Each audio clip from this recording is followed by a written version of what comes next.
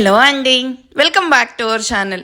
ఈరోజు స్టోరీ అందాల రాక్షసి ఎపిసోడ్ 78. ఇక స్టోరీలోకి వెళ్తే భువన్ అక్కడి నుండి కోపంగా వెళ్ళగానే ఆయుష్ మధ్యలో ఆపిన వర్క్ ఫినిష్ చేస్తూ భువన్ మాటలు గాలికి వదిలేస్తాడు. ఆయుష్ అలా ఏమీ పట్టనట్టు వర్క్ చేస్తుండడం చూసి, సార్ మీకు చెప్పేంత వాడిని కాదు, బట్ నాకు తెలిసింది చెప్తున్నాను. ఆ భువన్ మీరు అనుకున్నంత మంచివాడు కాదు. వాడికి రౌడీ బ్యాక్గ్రౌండ్ ఉంది. ఈ కాంట్రాక్ట్ మీద ఆయన చాలా హోప్స్ పెట్టుకున్నారు. ఎందుకంటే ఇది కోట్ల రూపాయల ప్రాజెక్ట్ కదా, అందుకే ఎందుకైనా మంచిది మీరు కొంచెం కేర్ఫుల్గా ఉండండి సార్. నీ ఉచిత సలహాలు మాని వెళ్ళి నీ వర్క్ చేసుకో. వాడు నన్నేమీ చేయలేడు. Get back to your work అని సీరియస్గా వినిపించిన ఆయుష్ వాయిస్కి ప్రవీణ్ ఇంకా ఒక్క మాట కూడా మాట్లాడకుండా సైలెంట్గా అక్కడ నుండి తన క్యాబిన్కి వెళ్ళిపోతాడు. ఆయుష్ కూడా తన వర్క్ ఫినిష్ చేసి ఆఫ్టర్నూన్ 3కి మహల్కి స్టార్ట్ అవుతాడు. కార్లో ఉన్న తనకు విక్రమ్ నుండి జోషి వచ్చిందని కాల్ రావడంతో మోహిన్ తీసుకొని మహల్కి రా విక్కీ, నేను కూడా ఇప్పుడే స్టార్ట్ అయ్యాను అని కాల్ కట్ చేసిన తనకి డ్రైవర్ సడన్ బ్రేక్ వేయడంతో వాట్ హ్యాపెన్ అంటూ డ్రైవర్ వైపు చూస్తాడు. సార్ ఎవరో దారికి అడ్డంగా కార్స్ పెట్టారు అని చెప్పడంతో హూ ఇస్ దట్ ఈడియట్స్ అని కోపంగా కార్ దిగిన ఆయుష్కి తన కార్ వెళ్ళడానికి వీలు లేకుండా భువన్ తమ్ముడు సుమిత్ కార్ను అడ్డుపెట్టి రౌడీలతో రెడీగా ఉండడం చూసి, హుఫ్ ఇప్పుడు ఫైట్ చేసే మూడ్ లేదురా అమూల్ బేబీ, నేను అర్జెంట్గా మహల్కి వెళ్ళాలి. నెక్స్ట్ టైం ఎప్పుడైనా చూసుకుందాం, కార్స్ పక్కకు తీయి. ఇక్కడ 2 గంటల నుండి వెయిట్ చేస్తుంది. నీ మాట నేను వినడానికి కాదు, నేను చెప్పేది నువ్వు వినడానికి. నువ్వు ఇక్కడ నుండి ప్రాణాలతో బయటపడాలంటే మర్యాదగా ఈ అగ్రిమెంట్ మీద సైన్ చేసి ఆ కాంట్రాక్ట్ మాకే ఇస్తున్నట్టు అనౌన్స్ చేయి. లేకపోతే ఈ రోజు ఇక్కడ నుండి నువ్వు వెళ్ళలేవు. చూసావు కదా రౌడీలు ఒక్కొక్కరు ఎలా ఉన్నారో. ఒక్క పంచ్ ఇస్తే లేవడానికి 1 మంత్ పడుతుంది. సో ఇంకేమీ ఆలోచించకుండా వచ్చి సైన్ చేయి అంటూ నవ్వుతూ పొగరుగా చెప్తాడు. ఆయుష్ సుమిత్ వైపు చూసి, సో ఫైట్ తప్పదు అంటావు, సరే నీ ముచ్చట, నేనెందుకు కాదంటాను, రాండి అని కోపంగా బ్లేజర్ తీసి షర్ట్ స్లీవ్స్ పైకి లాక్కుంటూ చెప్తున్న ఆయుష్ వైపు రౌడీలను నెట్టి వాడి చేతులు విరిచేసైనా సరే నాకు సైన్ కావాలి అని ఒక్కసారిగా 10 మందిని పంపిస్తాడు. వచ్చిన వాళ్ళని వచ్చినట్టే ఒక్క దెబ్బతో నేలకి అంతకిచ్చేస్తున్న ఆయుష్ని చూసి గుటకలు మింగుతూ తను తీసుకొచ్చిన రౌడీలందరూ 15 నిమిషాల్లో కుర్రో మొర్రో అని నొప్పికి ఏడుస్తూ కింద పడిపోవడంతో అక్కడి నుండి మెల్లగా జారుకోవడానికి చూస్తూ ఉన్న సుమిత్ కాలర్ పట్టుకొని లాగి, వెళ్ళి మీ అన్నకి చెప్పు నా షూకి ఉన్న డస్ట్ కూడా టచ్ చేయలేడు అని సుమిత్ చేతులను విరిచేసి, నా టైం అంతా వేస్ట్ చేసావు, వీళ్ళు రౌడీలు నువ్వు వాళ్ళ గ్యాంగ్ లీడర్ అని 4 తన్ని కార్ సర్దు తీయడంతో మహల్కి వెళ్ళిపోతాడు. మార్నింగ్ అనగా వెళ్ళింది, ఇంకా రాలేదేంటి, బయట ఏ రాజకార్యాలు వెలగబెడుతుందా అని ఇది ఫోన్ చేస్తున్నా లిఫ్ట్ చేయడం లేదు అని మధ్యాహ్నం అవుతున్నా ఇంకా ఇంటికి రాని అభి కోసం వెయిట్ చేస్తూ ఇది వచ్చేలా లేదు, ఆషీకి కాల్ చేయడం బెటర్ అని మొబైల్ తీసుకున్న అనిత ఇంట్లోకి వస్తున్న అభిని చూసి, వచ్చేసావా, నీ గురించి అక్కకి కాల్ చేద్దాం అనుకుంటున్నాను. ఏంటి అభి ఇంత లేట్ అయింది? సరేలే ఏదో ఒకటి, ముందు అక్కకి ఎలా ఉందో చెప్పు. బాగుంది మమ్మీ, ఫీవర్ కూడా తగ్గిపోయింది అని మూభవంగా చెప్పి రూమ్లోకి వెళ్ళిపోతుంది. ఏమైంది దీనికి, రాగానే ఎప్పుడు ఏదో ఒకటి అనేదే, లోపలికి వెళ్ళేది కాదు, ఇప్పుడేంటి అలా వెళ్ళిపోయింది అనుకుంటూ అభి వెనకే వెళ్ళి బెడ్ మీద ముడుక్కొని పడుకొనున్న అభిని చూసి, ఏమైంది అభి అంటూ బెడ్ మీద కూర్చొని అభి తల నిమురుతూ మెల్లగా అడుగుతుంది.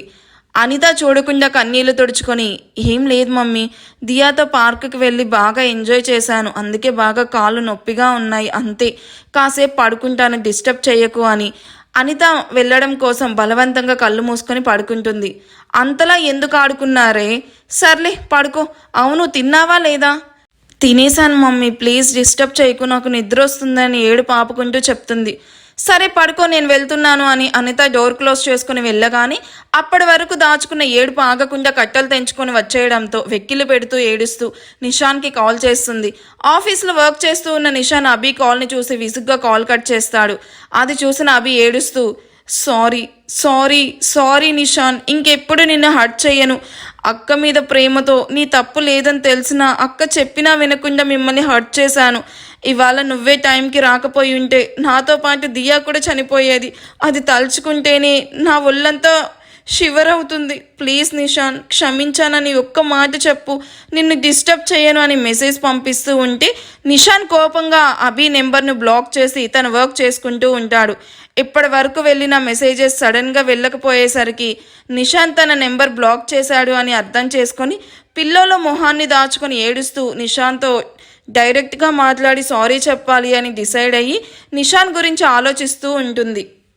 ఆయుష్ మహల్కి రీచ్ అయ్యేసరికి మోహిత్ కార్ కూడా ఆయుష్ కార్ పక్కనే పార్టికోలో వచ్చి ఆగడంతో లోపలికి వెళ్తున్న ఆయుష్ వెనక్కి తిరిగి చూసేసరికి విక్రమ్ మోహిత్ కార్ దిగి కనిపిస్తారు. అది చూసిన ఆయుష్ మోహిత్ మొహాన్ని చూసి ఏంట్రా మొహాన్ని అలా పెట్టావు, వాట్ హ్యాపెండ్ అని ఏమీ తెలియనట్టు అడుగుతూ లోపలికి నడుస్తాడు. ఎందుకో నీకు తెలియదా? ఎందుకు బావా నా లైఫ్లో జరిగిపోయిన గతాన్ని మళ్ళీ నా కళ్ళ ముందుకు తీసుకొచ్చి తనన్న మాటలు మళ్ళీ గుర్తొచ్చేలా చేస్తున్నావు? అసలు ఏం మాట్లాడుతున్నావురా నువ్వు? జోషి మహల్కి రావడం గురించి మాట్లాడుతున్నాను. అసలు తనని ఇక్కడికి ఎందుకు పిలిపించావు? అసలు తను ఇక్కడికి ఎందుకు వచ్చింది? నువ్వే కదా తనని పిలిపించావు. మొన్న అషీవేమో వేరే అమ్మాయిని మ్యారేజ్ చేసుకో అంది. ఇవాళ నువ్వు ఏకంగా జోషిని ఇండియాకి పిలిపించావు. మీరిద్దరూ నన్ను ఏం చెయ్యాలనుకుంటున్నారు బావా? సీరియస్గా చెప్తున్నా, జోషి ఇక్కడే ఉంటుంది అంటే చెప్పు, నేను ఇప్పుడే లండన్కి వెళ్ళిపోతాను. అబ్బబ్బా ఏంట్రా నీ కాకిగోల? ఇప్పుడే ఆఫీస్ నుండి వస్తున్నాను, నాకు కాస్త పీస్ కావాలి. రాగానే నసపెట్టకు. ఇక జోషి అంటావా? అవును, తనని నేనే పిలిపించాను. విక్కీ ఎంగేజ్మెంట్కి ఎలాగో మిస్ అయింది, అందుకే మ్యారేజ్ కోసం పిలిపించా. ఇందులో నీకు వచ్చిన నష్టం ఏంటి? తను నీ గర్ల్ ఫ్రెండ్ మాత్రమే, బట్ విక్కీకి నాకు సిస్టర్ లాంటిది. సో వాడి పెళ్ళికి వాడు ఇన్వైట్ చేశాడు. పెళ్ళికి ఇంకా 2 months ఉంది. ఇంత ముందుగా పిలిపించడం అవసరమా? అది వాడిష్టం రా. ఇక్కడ నీకు వచ్చిన నష్టం ఏంటి? అసలు నీ ప్రాబ్లం ఏంటి చెప్పు. జోషిని ఎదురుగా చూస్తే ఎక్కడ కంట్రోల్ మిస్ చేసుకుంటాడో అన్న భయం అనుకుంటా ఆయుష్ అని పక్క నుండి కావాలని అంటాడు విక్రమ్. ఏంట్రా విక్కీ చెప్పినట్టు తనని చూసి ఎక్కడ కంట్రోల్ మిస్ అవుతావో అన్న భయంతో తనను పంపించమని చెప్తున్నావా? అంత సినిమా లేదు. అయినా తనని చూసి నేనెందుకు కంట్రోల్ మిస్ అవుతాను? తనంటే నాకు ఎలాంటి ఫీలింగ్స్ లేదు. అలాంటప్పుడు తను ఎక్కడుంటే నీకేంట్రా? నీ మీద నీకు నమ్మకం ఉంది కదా? ఉంది అంటాడు ఇద్దరి వైపు పళ్ళు బిగబెట్టి చూస్తూ. Then problem is solved. వెళ్ళి ఫ్రెష్ అయ్యి రాండి, లంచ్ చేద్దాం అని ఆయుష్ తన ఫ్లోర్కి వెళ్ళడంతో మీ ఇద్దరు కావాలని ఇదంతా చేస్తున్నారని నాకు తెలుసు. నాకు అన్నీ తెలుసు బావా. మీరు మర్చిపోయినంత సులువుగా నేను తన అన్న మాటలు మర్చిపోను అని మోహిత్ కూడా విక్రమ్తో పాటు తన ఫ్లోర్కి వెళ్తాడు. ఆయుష్ రూమ్లోకి వెళ్ళేసరికి దియా బెడ్ మీద పడుకొని నిద్రపోతూ కనిపిస్తే ఆషి బోర్డు మీద ఏదో సీరియస్గా డ్రా చేస్తూ ఉంటుంది.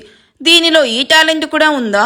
ఇంతకీ ఏం డ్రా చేస్తుంది అని ఆషికి డిస్టర్బ్ అవ్వకుండా సైలెంట్గా ఆషి వెనక్కి వెళ్ళి నిల్చుకొని పేపర్ బోర్డుపై చూసిన ఆయుష్ కళ్ళల్లో ఆ పేపర్ మీదున్న పిక్ని చూసి తడి చేరుతుంది.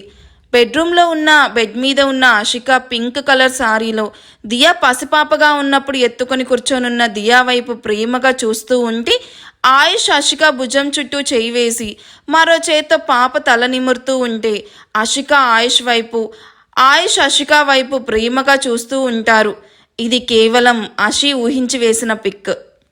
ఆషి పేపర్ బోర్డ్ మీద ఉన్న పిక్ వైపు చూస్తూ లుకింగ్ క్యూట్. వెయిట్, ఈ బీస్ట్ మీసం సరిగ్గా లేదు, సెట్ చేద్దామని కరెక్ట్గా ఇప్పుడు ఆయుష్ ఎలా ఉన్నాడో అలాంటి స్టైల్లోనే డ్రా చేసి వావ్ ముగ్గురికి నా దిష్టే తగిలేలా ఉంది, ఈ బీస్ట్ కూడా ఇక్కడ భలే కరెక్ట్గా వచ్చాడు అని నవ్వుతూ తన మొబైల్లో జాగ్రత్తగా ఆ పిక్ని సేవ్ చేసి తన 2 చేతులతో నవ్వుతూ దిష్టి తీసి నువ్వు బ్రతికే ఉండుంటే ఈ బీస్ట్ నిజంగా నిన్ను చాలా బాగా చూసుకునేవాడక్క.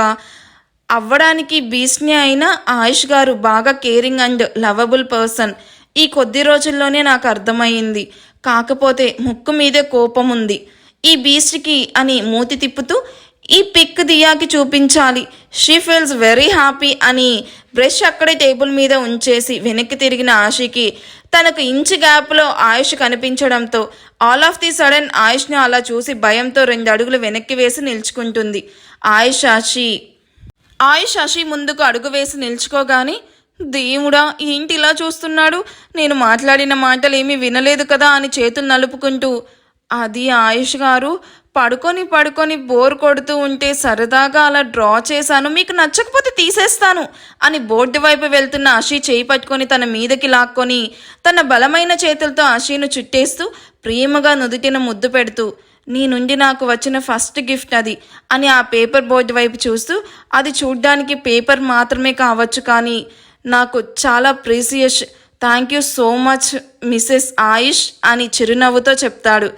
ఆయుష్ నోటి నుండి మిసెస్ ఆయుష్ అని వినగానే ఆషి ఓరగా కళ్ళు పైకెత్తి చూస్తూ చిన్న స్మైల్ ఇస్తుంది. అది చూసిన ఆయుష్ పెదాల్లో స్వచ్ఛమైన నవ్వు. ఆషి నుండి దూరంగా జరిగి టేబుల్ మీదున్న ఆషిక చిన్న ఫోటో ఫ్రేమ్ని చూసి ఇది నా వార్డ్రోబ్లో ఉంది, నీ దగ్గరికి ఎలా వచ్చింది? నీ క్లోజెట్ నీట్గా సర్దుతూ ఉంటే అందులో లాస్ట్ ర్యాక్లో ఇది కనిపించింది ఆయుష్ గారు. అప్పుడే మీ ముగ్గురి పిక్స్ డ్రా చేయాలి అనిపించింది, అందుకే చేశాను. దియా చిన్నప్పటి పిక్ తన రూమ్లో ఉన్నాయి కదా, అవి నా మొబైల్లో కూడా ఉన్నాయి. సో అందుకే ఈ డ్రాయింగ్ ఇంత పర్ఫెక్ట్గా వచ్చింది.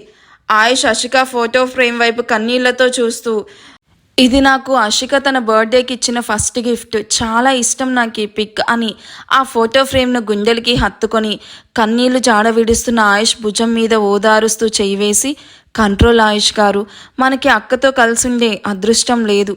ఆయుష్ ఆషిక ఫోటో మీద పడ్డ కన్నీటి చుక్కలను తుడుస్తూ, నేను అషికాకి ఎలాంటి హ్యాపీనెస్ ఇవ్వలేదు ఆషి, కానీ అషిక మాత్రం ఎప్పుడు నా హ్యాపీనెస్ గురించి ఆలోచిస్తూ ఉండేది. నాకు నచ్చినట్టు తనని మార్చుకుంది, అన్నీ నాకు నచ్చినట్టుగానే చేసేది.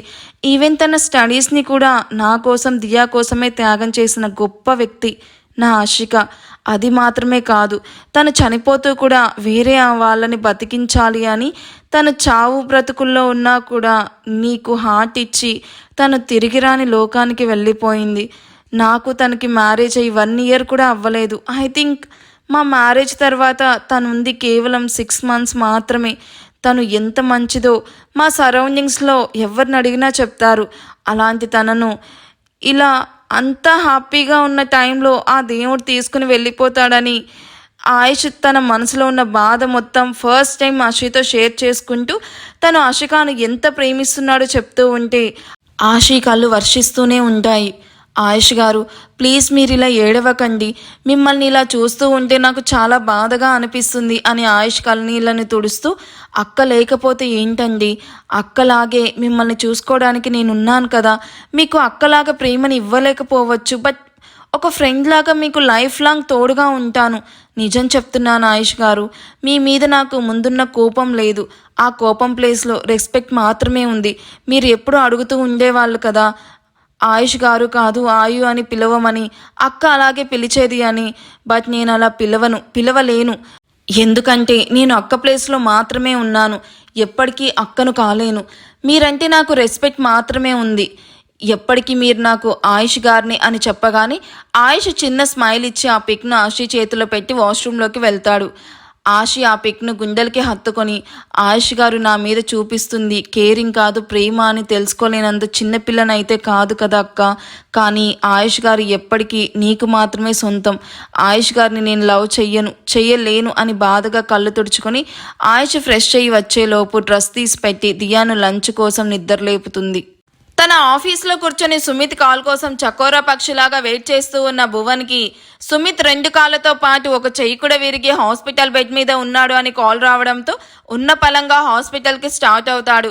రిసెప్షన్లో సుమిత్ డీటెయిల్స్ అడిగి తన రూమ్ నెంబర్ తెలుసుకొని రూమ్లోకి వెళ్ళి చూడగానే ఒళ్ళంతా బ్యాండేజ్ వేసుకొని ఉన్న తన తమ్ముణ్ణి చూసి భువన్ షాక్ అయ్యి, రే సుమి, ఏంట్రా ఇది, ఆయుష్తో సైన్ చేయించి కాల్ చేస్తానని 25 మంది రౌడీలను తీసుకుని వెళ్ళి ఇలా వాడు ఉండాల్సిన ప్లేస్లో నువ్వున్నావేంట్రా, అసలు ఏం జరిగింది? సుమిత్ నెమ్మదిగా కళ్ళు తెరిచి భువన్ వైపు చూసి, వాడిని కొట్టైనా సంతకం పెట్టించాలనుకున్నానన్నా, కానీ వాడు మామూలోడు కాదు, మన వాళ్ళతో పాటు నన్ను కూడా కొట్టిన చోటు కొట్టుకుంటే నన్ను ఇలా బెడ్ మీద పడేశాడు. వాడి జోలికి వెళ్ళకపోవడమే మంచిదన్నా. వాడు చెప్పినట్టు ఆ కాంట్రాక్ట్ గురించి మర్చిపో. నోరుమొయ్, వాడికి ఎలా బుద్ధి చెప్పాలో నాకు బాగా తెలుసు. నాకు నిన్నిలా చేసిన వాడిని ఊరికే వదిలిపెట్టను. ఇప్పుడు నాకు కావాల్సింది ఆ కాంట్రాక్ట్ కాదు, వాడి ప్రాణం అని చెప్పి కోపంగా అక్కడి నుండి వెళ్ళిపోతాడు. అన్నా అన్నా చ వెళ్ళిపోయాడు. వీడికి మంచిగా చెప్తే అర్థం కావట్లేదు. కొట్టించుకున్న నాకు తెలుసు వాడి పంచ్ పవర్. అబ్బా, ఈ పెయిన్ తగ్గాలంటే మినిమం 1 వారం రోజులైనా పట్టేలా ఉంది అని ఇంజెక్షన్ చేస్తున్న సిస్టర్తో, సిస్టర్ ఎందుకైనా మంచిది నా పక్కనే ఒక బెడ్ ఖాళీగా ఉంచండి, తొందరగా మా అన్న కూడా జాయిన్ అవుతాడు అని చెప్పి నీరసంగా కళ్ళు మూసుకొని పడుకుంటాడు. పెద్దవాళ్ళు అందరూ అప్పటికే లంచ్ చేసి ఎవరి రూమ్లోకి వాళ్ళు వెళ్ళి రెస్ట్ తీసుకుంటూ ఉంటే మగవాళ్ళు తిరిగి ఆఫీస్కి వెళ్ళిపోతారు. ఇక మిగిలిన యంగ్ బ్యాచ్ మొత్తం డైనింగ్ రూమ్లోకి వచ్చి టేబుల్ మీద కూర్చుంటారు. ఒక నిషాంత్ తప్ప. జోషి అప్పటికే ఆయుష్ను చూడడం మాట్లాడడం జరిగిపోవడంతో నేరుగా వచ్చి మోహిత్ పక్కన చైర్లో కూర్చొని అందరి వైపు చూసి చిన్న స్మైల్ ఇస్తుంది. జోషిని చూసి చైర్ చేంజ్ అవ్వాలి అనుకుంటున్న మోహిత్ ప్లాన్ ఆల్రెడీ గెస్ట్ చేసిన ఆయుష్ అక్కడే ఉన్న ఎక్స్ట్రా చైర్స్ను టెంపరీగా తీపిచ్చేస్తాడు. అది చూసిన మోహిత్ ఆయుష్ వైపు చూసి ఎందుకు బావా నా మీద ఇంత పగ నీకు అని అసహనంగా చైర్లోనే కూర్చొని మేడ్ వడ్డించిన లంచ్ తింటూ ఉంటాడు. ఆశి ఎప్పటిలాగే ఆయుష్కి సర్వ్ చేస్తూ దియాకి తినిపిస్తూ అందరినీ ఓరగా చూస్తూ ఉంటుంది. ప్రణవి విక్రమ్ వైపు కోపంగా చూస్తూ చచ్చిన కోడిని మళ్ళీ చచ్చేలాగా తింటూ ఉంటుంది. అది ఆల్రెడీ చచ్చింది, నువ్వు మళ్ళీ దాన్ని చంపాల్సిన అవసరం లేదు కానీ మెల్లగా తిను అంటున్న విక్రమ్ వైపు గుడ్లురిమి చూస్తూ నా కోడి నా ఇష్టం, మధ్యలో నీదేంట్రా బోడి అని విక్రమ్కి మాత్రమే వినిపించేలాగా అంటుంది. ఆయుష ప్రణవి మాటలు వింటే కోడి ప్లేస్లో పాప తల ఉంటుందని పాపకు తెలుసు, అందుకే మెల్లగా అంటుంది నేను కాదే నువ్వే బోడి, ఆడపిల్ల అన్నాక హెయిర్ ఉండాలి, అదే తనకి అందం. అసలు నీకు హెయిర్ ఉందా? మొన్న ఎంగేజ్మెంట్లో కూడా నీకు విగ్ పెట్టి మేనేజ్ చేశారు కానీ లేకపోతే ఫ్లవర్ పెట్టుకోవడానికి కూడా నీకు లేదు నీ హెయిర్. షటప్, వీటిని లేయర్స్ అంటారు. ఇప్పుడు అందరూ ఇలాంటి హెయిర్ స్టైల్నే ప్రిఫర్ చేస్తున్నారు. అయినా నీ మొహానికి ఫ్యాషన్ నాలెడ్జ్ తెలిస్తే కదా. నాకు తెలిసే అందుకే కదా నిన్ను సెలెక్ట్ చేసుకుంది అని నవ్వుతూ పంచి వేసిన విక్రమ్ వైపు కొట్టేలా చూస్తూ నీకుందిరా నా చేతుల్లో చెప్తా ఆగు అని తల కూడా తిప్పకుండా తిని ఫాస్ట్గా తన రూమ్లోకి వెళ్ళిపోతుంది. జోషి ఫిష్ ఫ్రై బౌల్ తీసుకొని మోహిత్ ప్లేట్లో వేస్తూ ఉంది. ఇది నీకు బాగా ఇష్టం కదా మోహిత్, హ్యావ్ ఇట్ అంటూ చిరునవ్వుతో చెప్తున్న తన వైపు చూస్తూనే ప్లేట్లో హ్యాండ్ వాష్ చేసుకొని నా ఇష్టాలు ఎప్పుడో చచ్చిపోయే అని తినకుండా వెళ్తున్న మోహిత్ వైపు బాధగా చూస్తూ ఉంటుంది జోషి. ఈ ఎపిసోడ్ ఎలా అనిపించిందో కామెంట్ చేయండి. ఏంటి ఎవరు అసలు కామెంట్సే చెయ్యట్లేదు, మీకు నచ్చట్లేదా ఎపిసోడ్స్? సరే, నచ్చితే కామెంట్ చేసి లైక్ చేయండి. Thank you for watching, bye.